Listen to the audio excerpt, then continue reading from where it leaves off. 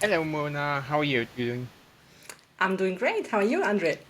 I'm fantastic. So everybody out there, welcome to the World of AI podcast. Today we had a great subject we just discussed before. It's all about truth. So Mona, what is truth for AI? Do you have an idea about that?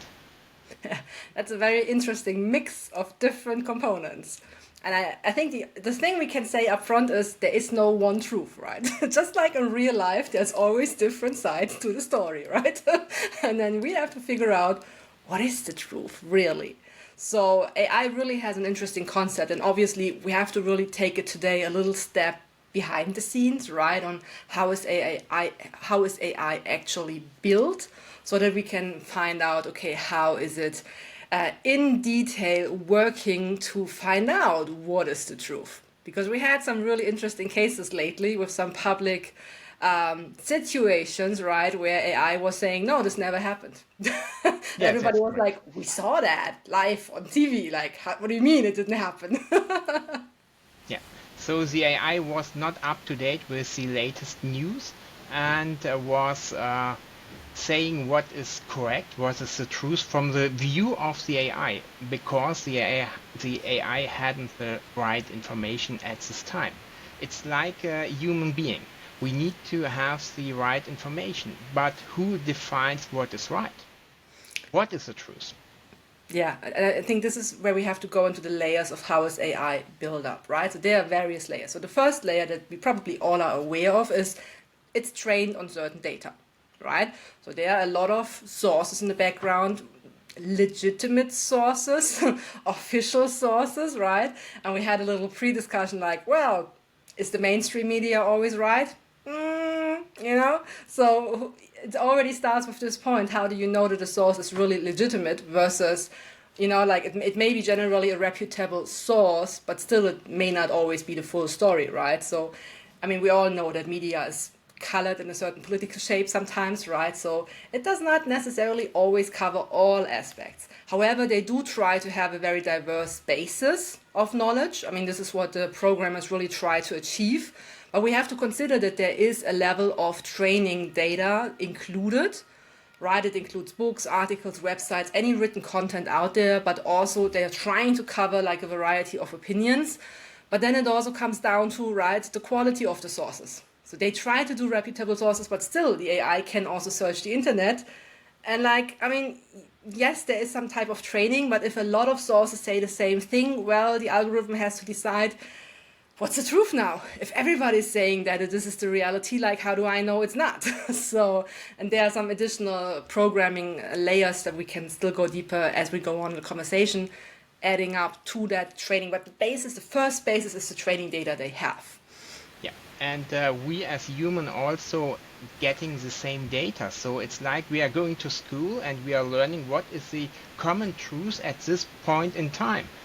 And it's normal for the search of truth. So we have some in physics we have some truth, but now we're investigating the world and we find out, oh, there are limitations and we have to trigger the truth, or we have to set up another system, another theory, and with that the world is better described at this time.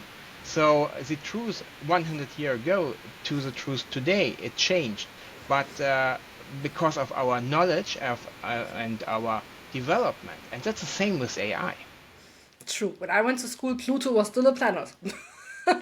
Yeah, But me now too. it's not anymore, right? So I was Yeah, like, what? I still know. Like, Pluto's a planet, come on. So, yeah, things change. Like, even, I mean, I'm not that long out of school, but still, it's like, oh, it's more than a decade already, right? So things change. Like, even in that decade, you're like, okay, I thought I learned that differently in school. And if you would take the school book today, you would be like, I haven't known that. I I haven't learned known that that. differently back in the days. So also the AI sometimes has a very confident appearance with the complete lack of knowledge, and that's happening. So that is also something some of my business partners can do, or most of the CEOs are able to have very confident appearance and have no clue about the subject. Could And I happen. think this is again where we humans come in, right? We have to challenge that. Like, where do Yep. you have that information from? And I mean, don't be afraid to ask. Like, this is like, I mean, when I was in university, that was what we were told of, right? Don't believe everything I tell you. Like, challenge that, like, what makes you think that? How did you come to that conclusion? Like, which sources did you take as a reference? And ask those questions so that you can find out and so that you can do your own research and say, okay, let me look at those sources. Let me see if they are legitimate, right? Let me see if maybe they left something out, and I can say, what about that? Like, have you considered this fact? Now, considering this fact, what would you say now, right? So this Yep. is just like talking to humans at the end. Like, we also don't have all the information, and we build our opinion based on what we have at that point in time. And it may change over time, right? Yeah. And AI can make mistakes, as every human being as well. So it's not a human being, but it can make mistakes. And It at actually the says that now, beginning, even in the like, AI is not perfect. It makes it mistakes. isn't. Please double check the responses. Yes, every time double check. You need to have your own knowledge to make the right checking on the data you get. So at the beginning, ChatGPT always could not make the simplest calculations. So, but if you say, oh, maybe make a double check ChatGPT, the result isn't correct, then you get the correct answer. He apologized. Oh, sorry for that. I make a mistake. That is the right answer. And sometimes it took me 10 requests until I get the right answer. But I personally know the right answer, and that was challenging for the AI. So, yeah, Yeah. ask. What else have we? We have the So basics of where the source comes from. So, yeah, so I mean the next step obviously once we have our sources is how do we know what truth is, right? So how do we define truth? And I think AI obviously is not a human being, it doesn't have a judgment, so it needs a programming to get to a result, right? And this is what we call in IT pattern recognition. And this is how most of AI's responses are generated. They are trying to predict the most likely answer based on the algorithms that they have. So it means you have all these sources. The sources are ranked in a certain way. They say, for example, I don't know, what is a very credible source? One way you say like the New York Times maybe, right? So something that is like, okay, that's a credible, news agency. We know that they are really doing their job. Like in Germany, it would be like probably, Frankfurter Allgemeine, so a really big magazine, where you say like, okay, they really have diligent reporters. They do their cross checks, right? So they basically have a ranking inside their system saying like, okay, those sources have the highest credibility, so that they rank these sources higher than, maybe sources they cannot really rate. And then they basically go based on how many credible sources align on a particular fact or idea. Then it tries to generate a consensus. So if all the credible sources say the same thing, AI will assume, yep, that must be the truth, right? That's how that works. yeah. And now we have already disclosed one of the limitation, because now we have one entity, whoever it was, who defined what is reliable. And if I put some sources into the system which aren't so much reliable, say, the AI will make a false answer.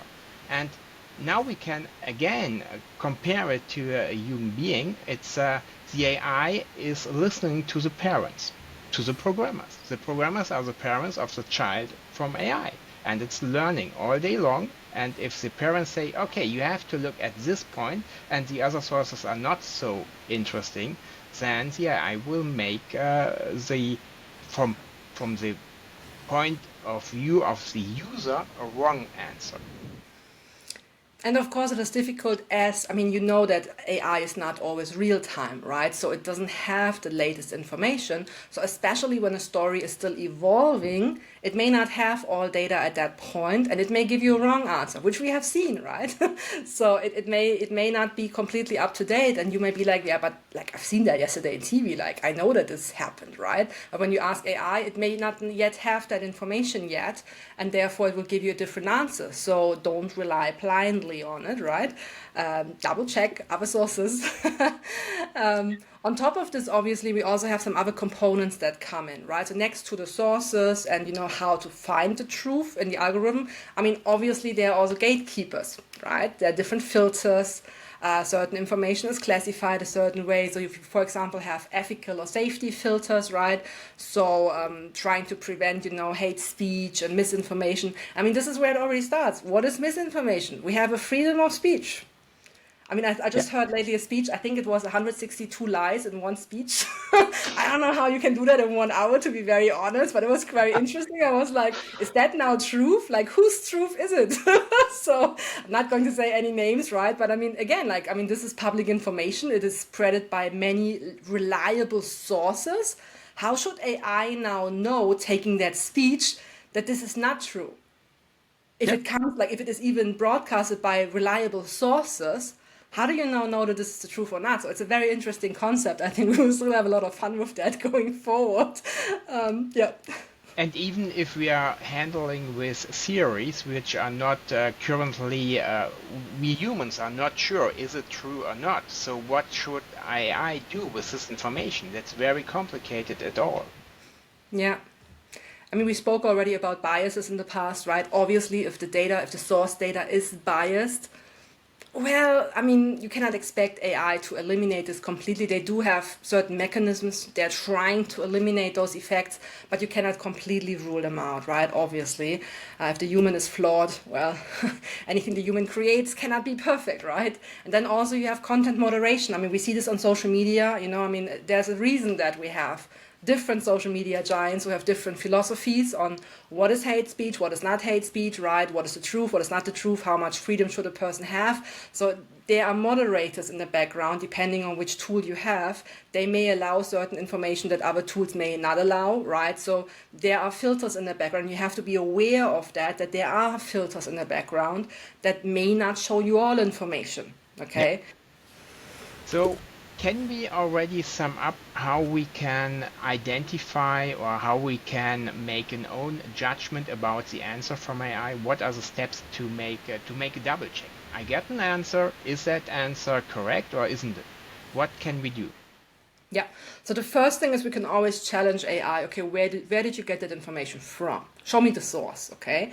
And then it will give you quotes, and then you can double check those sources yourself and say, yeah, but hold on, that's not the whole story, right? So you have to really use your common sense. And this is the same as when you would argue with a human being. Like, okay, what makes you think that, right? Tell me more about that. Where does this come from? Where do you have that information from? Who's the source? And then obviously you have to maybe do your own research, right? You may have to double check. I mean, we still have Google, guys. We don't only have AI, right? You can still Google. You can still use the other sources that are out there and double check and see, is there any additional information on that? But then again, also double check, like, what is that source? Is that a reliable source, right? You may get on the internet a lot of information, but is that really reliable information? So you have to really use your judgment on which information do I rely on. And I think this is going to be one of the key skills going forward in life, differentiating, which information is reliable, which information do I listen to, and not just blindly believe everything I see. I think this critical thinking component will be a big differentiator in the future. Yeah, and that's very important. And you can also ask another AI system as well, with another basic, with other filters, with other sources, and then you get a second opinion. That's all opinion. So we didn't say that before, but that is an opinion of the AI is the answer you got. As we said, truth has several sides to the story, right? Yeah. Depending on whose truth it is. So, did we have something more to say about the subject? I guess we have covered a lot of the Yeah, parts. I think it's enough to digest. So maybe you guys want to lean back and think about, okay, let's put some AI to the test, right? And let's maybe put some critical information in. I mean, you can make some funny tries like, was JFK murdered? Let's see what comes out, right?